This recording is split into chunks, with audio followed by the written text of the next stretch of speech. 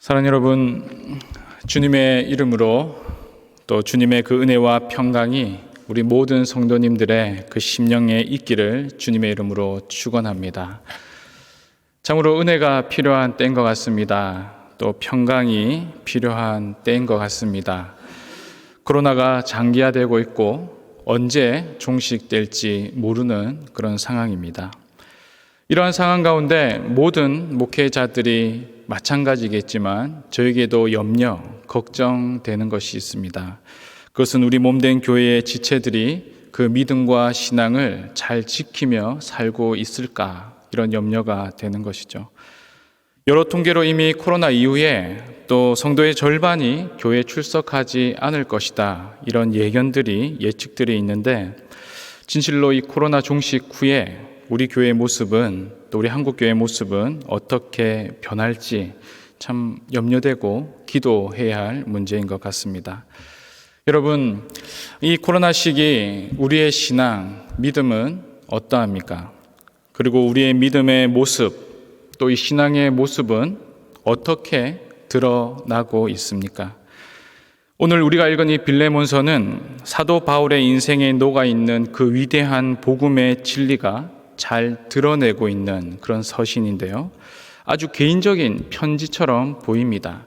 하지만 아주 개인적인 편지이기에 어쩌면 더욱더 바울의 그 진솔한 모습, 그 복음으로 이렇게 경험한 그 바울의 안에 있는 복음이 어떤 것인지 더 솔직하고 진솔하게 우리에게 보여주고 있는 것 같습니다.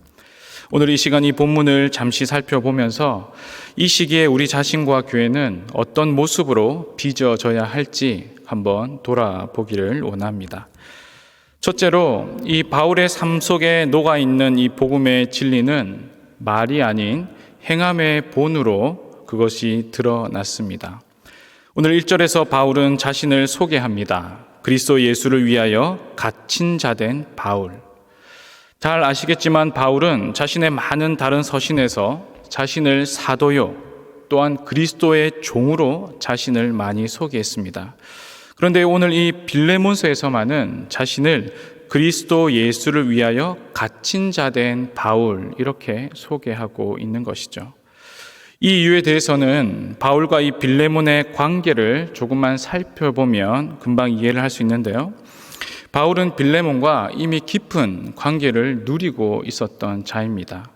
많은 학자들이 이 빌레몬에게 복음을 전한 사람이 바울이고, 또 이 복음을 받아들인 빌레몬이 골로새 지역으로 가서 자기 집에서 교회를 시작한 것이 바로 골로새 교회의 시작이다, 이렇게 설명을 하고 있습니다. 그러니까 바울과 이 빌레몬은 이미 친밀한 그런 관계였습니다. 그래서 빌레몬에게 자신의 사도됨을 증명할 필요가 없는 것이죠. 그리고 굳이 자신이 그리스도의 종이라고 말할 필요가 없었습니다. 이미 충분히 마음을 나눈 관계이기 때문에 불필요한 설명을 빼고 바로 핵심, 본론으로 들어갈 수 있는 관계였죠.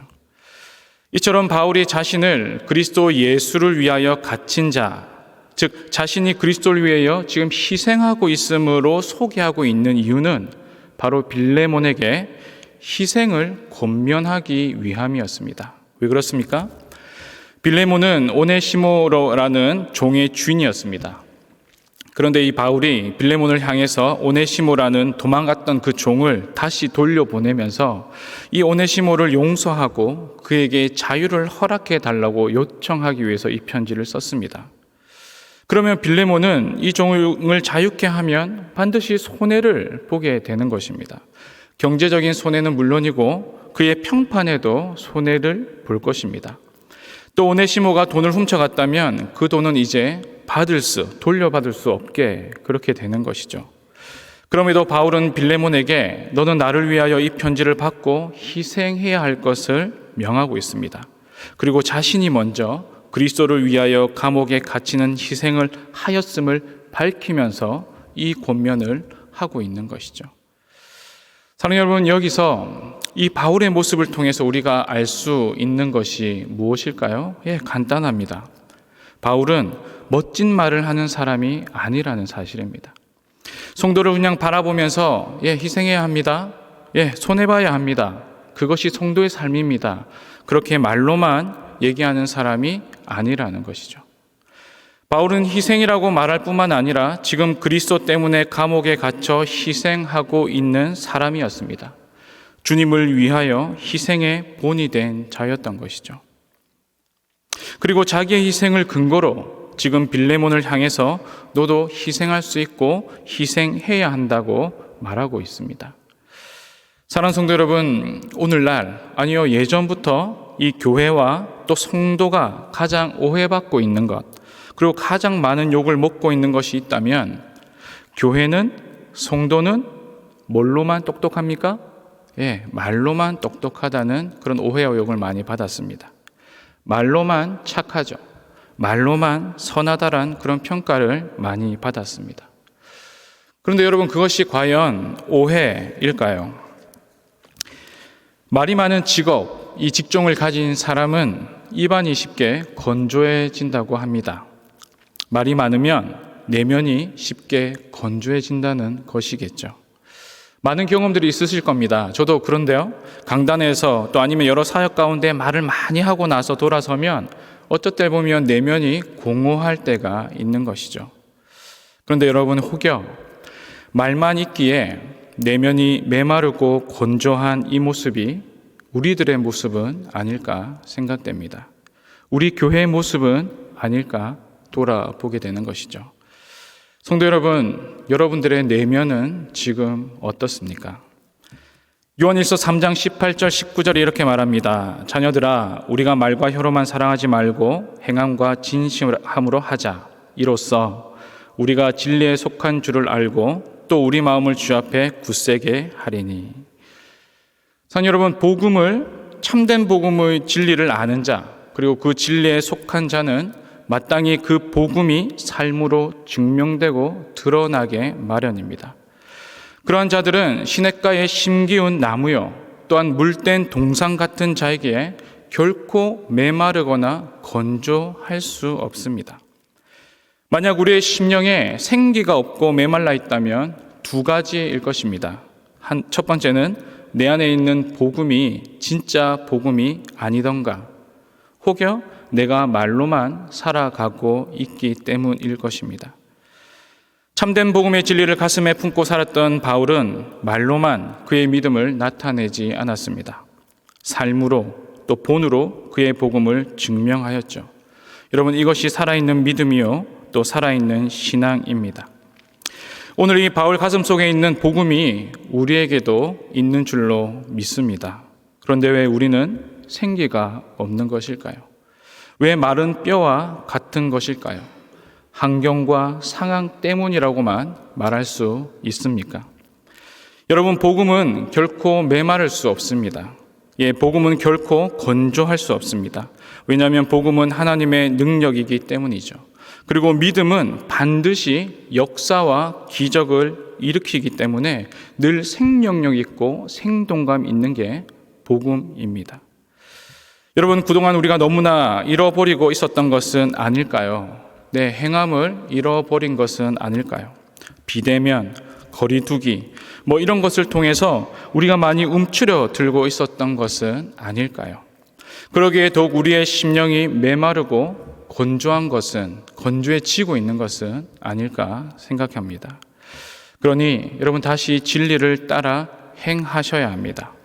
무성한 말이 많은 것이 아니라 삶으로 우리의 믿음을 드러내야 하는 것이죠. 여러분, 진리를 따라 행하는 삶의 기본은 희생이며 섬김입니다. 그리고 그 섬김과 희생의 첫 번째 모습을 지금 이때에 생각해 보자면요, 내가 있어야 할 그 자리에 있는 것입니다.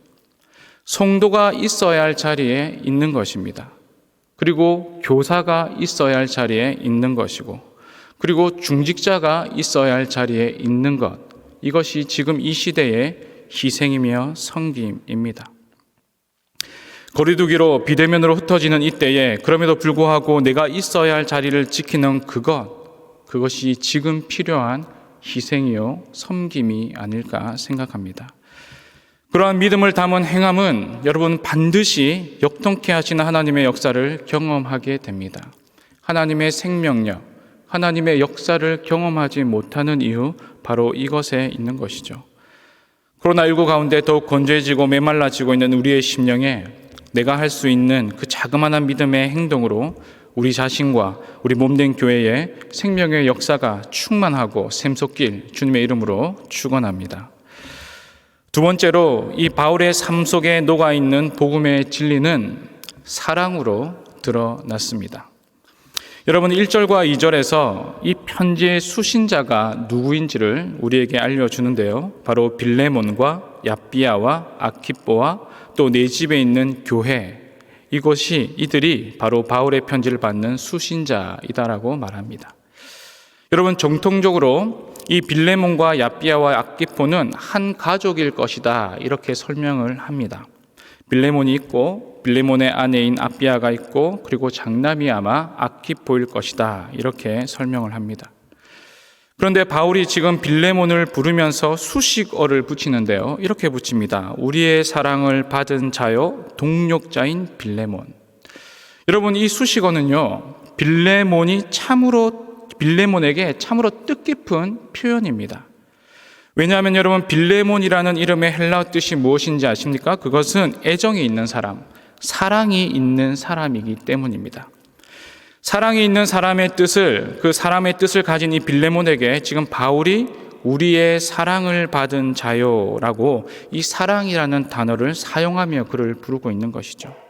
그리고 그가 우리의 복음 사역을 함께 이룰 동력자라는 사실을 인정하며 지금 빌레몬을 부르고 있습니다. 단순하게 몇 글자 수식어를 붙였지만 바울은 한 땀 한 땀 빌레몬에 대해 그에게 맞는 수식어를 깊이 생각하며 지금 서신을 쓰고 그의 이름을 부르고 있는 것이죠. 또한 아내의 얍비아의 이름을 지금 부르고 있습니다. 그리고 자매라는 호칭을 사용하는데요. 여러분, 우리가 잘 알고 있죠. 이 당시에 여인의 이름을 서신에 기록한 것만으로도 이것은 참으로 놀라운 것입니다. 이 당시는 여인의 이름은 중요하지 않았습니다. 그리고 여인이 자신의 이름이 불려진다는 것 또한 흔한 그런 것이 없는 시대였죠. 하지만 바울은 지금 빌레몬의 아내 이렇게 말하지도 않고요, 그녀의 이름을 직접 서술하고 부르면서 자매라고 호칭을 쓰고 있습니다. 여러분, 이 서신을 받은 얍비아가 얼마나 감동이 되었을까요? 이 서신을 받은 얍비아가 얼마나 그 바울의 자신을 향한 사랑을 이렇게 깨달았을까요? 또한 마지막으로 이 아키포를 부르는데요. 그를 어떻게 부르고 있습니까? 우리와 함께 병사된 아키포라는 표현을 쓰고 있습니다. 여러분, 골로새서 4장 17절을 보면 아키포가 했던 또 다른 일들이 좀 기록되어 있는데요. 골로새서 4장 17절입니다. 아키포에게 이르기를 주 안에서 받은 직분을 삼가 이루라 하고. 여러분, 아키포는 골로새 교회에서 어떠한 직분을 수행하고 있었던 것 같습니다. 그런데 이 일로 인해 힘든 마음, 힘이 들었던 것이죠. 그래서 그때 바울은 아키포에게 이렇게 말합니다. 주 안에서 받은 그 직분 계속 수행할 것을 권면하였습니다. 그리고 이 빌레몬에서도 이 아키포를 독려하고 있죠. 우리와 함께 병사된 아키포. 무슨 뜻입니까? 바울은 지금 이 아키포의 상황과 형편을 너무나도 잘 알고 있었습니다.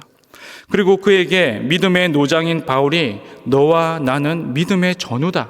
그러니까 함께 이 길을 가자. 우리가 함께 돕자. 함께 이 길을 끝까지 가자라고 힘과 용기를 북돋아주며 이 수신을 쓰고 있는 것이죠. 사랑하는 여러분, 이 편지를 받은 수신자들은 어떤 마음일까요? 대사도 바울이 지금 나를 아는구나. 나와 우리의 상황을 아는구나. 그가 우리를 정말 사랑하는구나. 이러한 것들을 생각할 수밖에 없죠. 여러분, 바울에게는 수많은 사람이 있었습니다. 그리고 바울은 수많은 사람을 만났죠. 그리고 수많은 사람을 돌보았습니다. 그리고 수많은 사람들에게 편지를 썼습니다. 또 지금 그가 처해 있는 상황은 어떠합니까? 평안하고 안정된 그런 생활이 아닙니다. 감옥이었죠. 힘들고 고통스러운 날의 연속일 것입니다. 그럼에도 바울은 지체들을 잊지 않았습니다.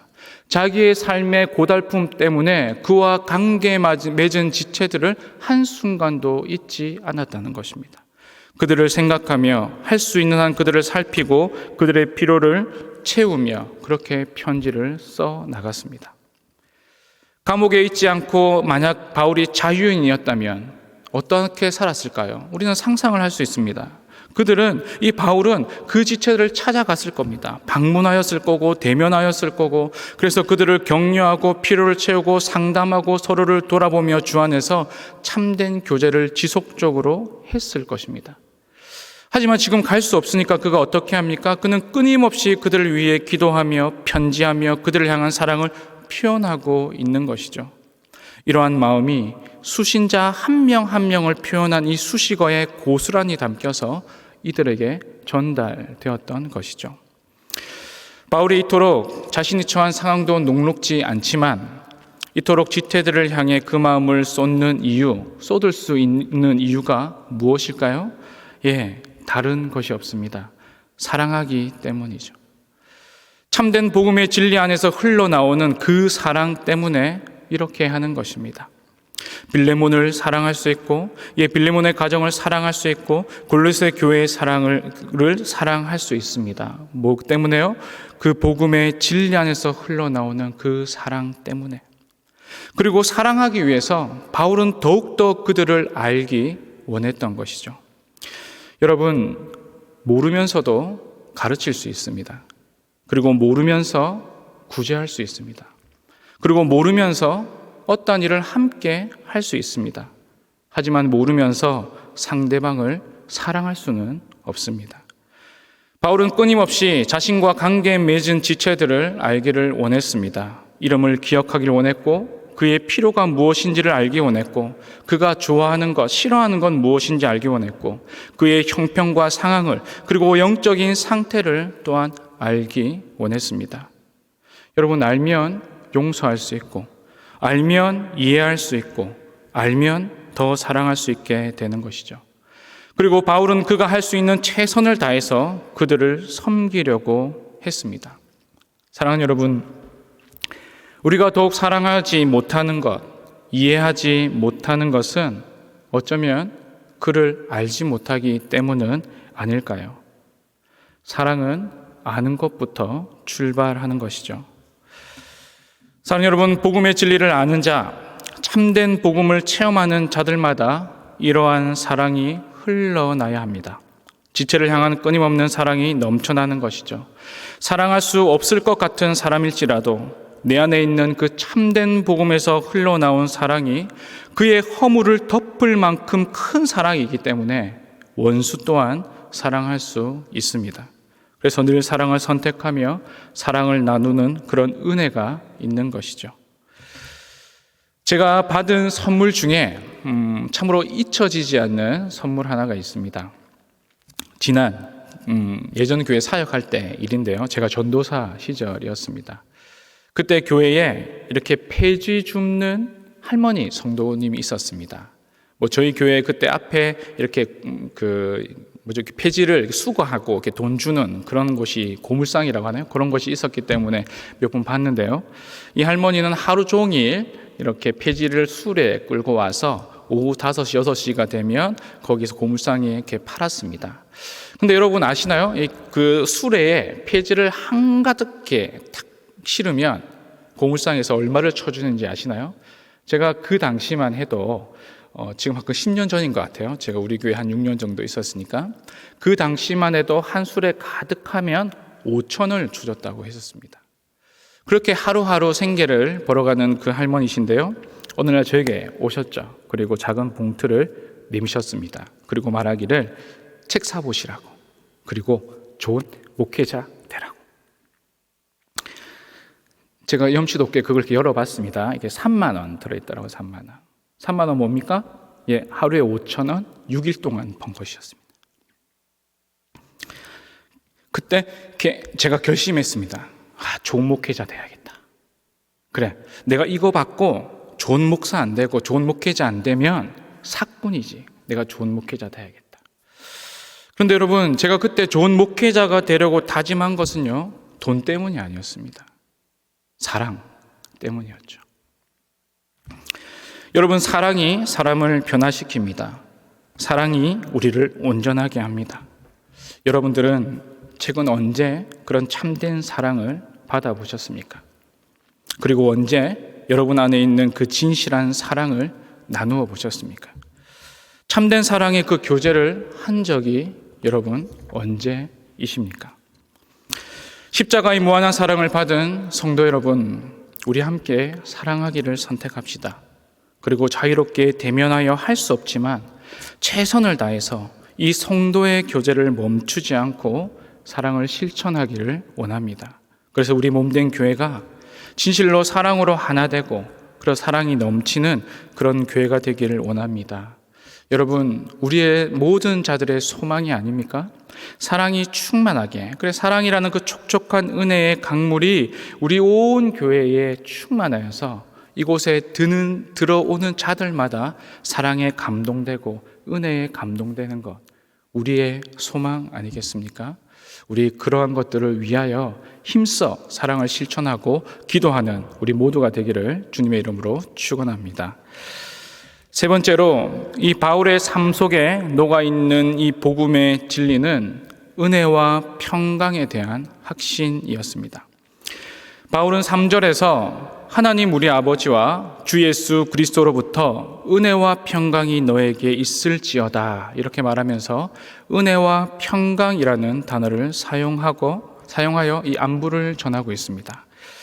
여러분, 바울 자신이 쓴 서신 총 13편 전부에 이 은혜와 평강이 너에게 있을지어다 이거를 다 바울은 사용했죠. 여러분, 이렇게 우리가 많이 보았을 건데요, 이 은혜와 평강, 이것이 어떤 것일까요?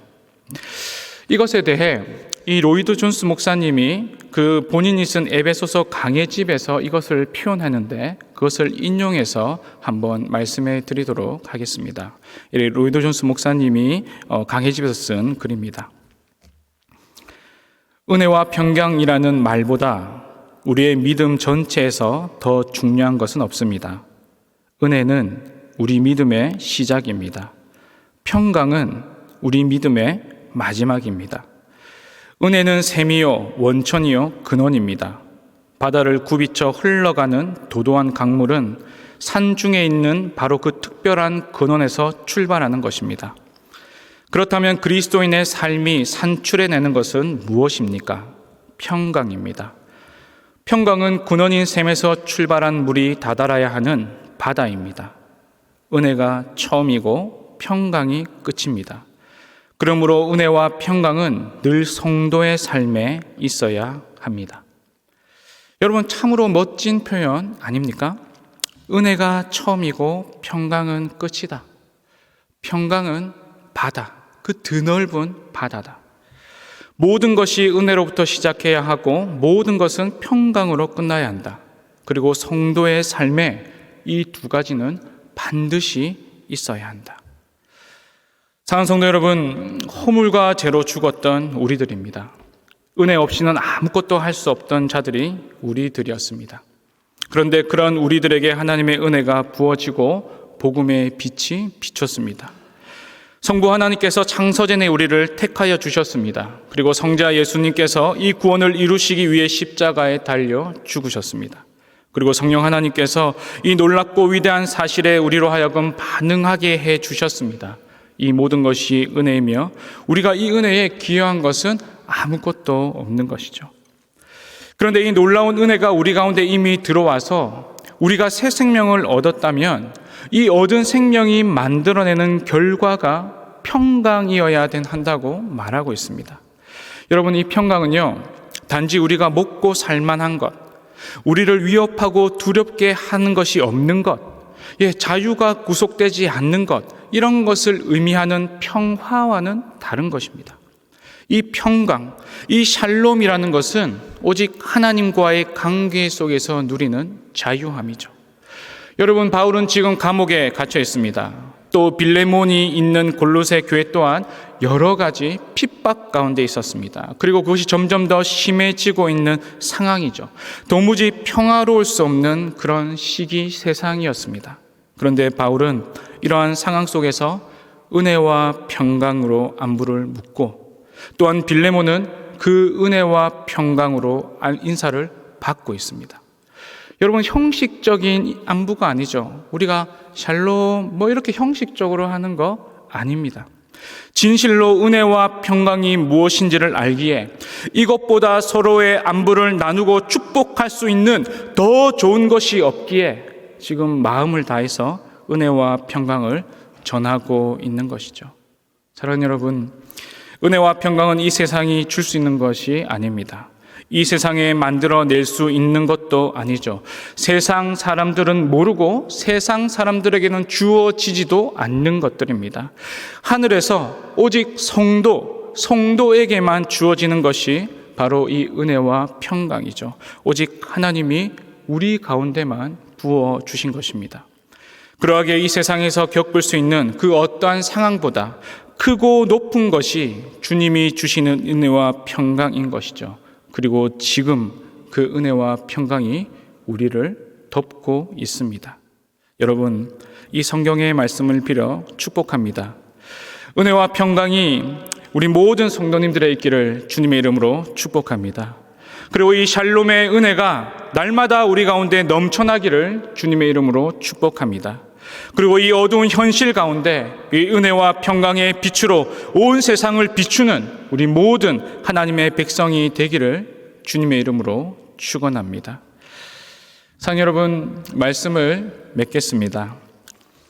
오늘 빌레몬서 1장 1절부터 7절까지를 자세히 보면 바울이 품고 있는 이 복음, 참된 복음이 어떻게 이 삶의 모습으로 나타나는지를 보여줍니다. 첫째로 바울은 희생의 행함이 있었고, 둘째로는 바울은 성도들을 깊이 사랑했고, 또한 셋째로 바울은 진실로 은혜와 평강을 믿고 그것을 전했습니다. 특별히 오늘 바울은 이러한 복음의 내용들을요, 개인의 어느 영성적인 측면, 개인의 어떤 영성적 측면으로 지금 말하고 있는 것이 아니라 어떤 문맥입니까? 지체들과의 교제 가운데 공동체적으로 지금 이런 은혜를 흘려보내고 교통하고 있다는 사실을 우리는 꼭 기억해야 합니다. 바울은 빌레몬과 교제 가운데 있었고 골로새 교회와의 교제 가운데 있으면서 이 복음의 은혜들을 말하고 전하고 서로 교통하고 있었던 것이죠. 그리고 성경은 이러한 공동체적 교제, 이런 공동체적인 믿음의 교제는 도달하는 지점이 있다고 우리에게 오늘 분명히 얘기하고 있는데요. 6절입니다. 우리 6절 말씀 우리 다 같이 성경책 보시면서 한번 읽어보시면 좋을 것 같은데요. 6절 다 같이 읽겠습니다. 시작. 이로써 내 믿음의 교제가 우리 가운데 있는 선을 알게 하고 그리스도께 이르도록 역사하느니라. 여러분, 무엇입니까? 복음을 가진 자들이 서로 만나서 교제하며 마음을 나눕니다. 그러면 그 결과 어떻게 된다고 말하고 있죠? 우리 모든 자들이 더욱 그리스도를 향하게 되고 그리스도를 닮아가고 그리스도께 이르도록 된다고 말하고 있습니다.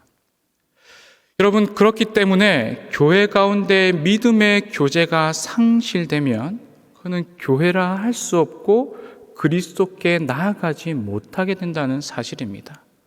여러분, 코로나가 계속되고 있습니다. 장기화되고 있죠. 이 시기에 우리가 해야 할 것이 무엇일까요?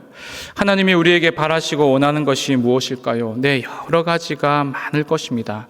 하지만 분명한 한 가지는 우리가 가진 이 복음, 우리가 가진 이 믿음을 삶으로 증명해내는 것입니다. 참된 복음을 경험한 자들로부터 흘러나오는 은혜, 특별히 지체와 교제하며 서로 섬기고 희생하며 사랑하기를 주저하지 않고 은혜와 평강으로 서로의 안부를 돌아보는 이런 일들, 이것이 말이 아닌 행함과 진실함으로 보일 때인 것이죠. 평소에 우리는 이미 듣고 배우고 확신한 것들을 많이 있습니다. 그걸 이미 우리는 많이 받았습니다. 그러면 이 코로나 시기에 어떻게 해야 됩니까? 이제는 그것을 믿음으로, 삶으로 보일 때인 것이죠. 사랑하는 성도 여러분, 저도 마찬가지겠지만 여기 있는 모든 분들이 같은 마음일 줄로 믿습니다. 우리 교회가 이런 교회 되기를 원합니다. 진실한 사랑의 교제가 더욱 있고 먼저 섬기고 희생하는 본이 있고 또 진정한 은혜와 샬롬을 전하는 그런 교회가 되길 바랍니다. 우리 물러서지 말고 이럴 때에 더욱 우리의 믿음을 삶으로 살아내는 그런 자들이 다 되시길 주님의 이름으로 축원합니다.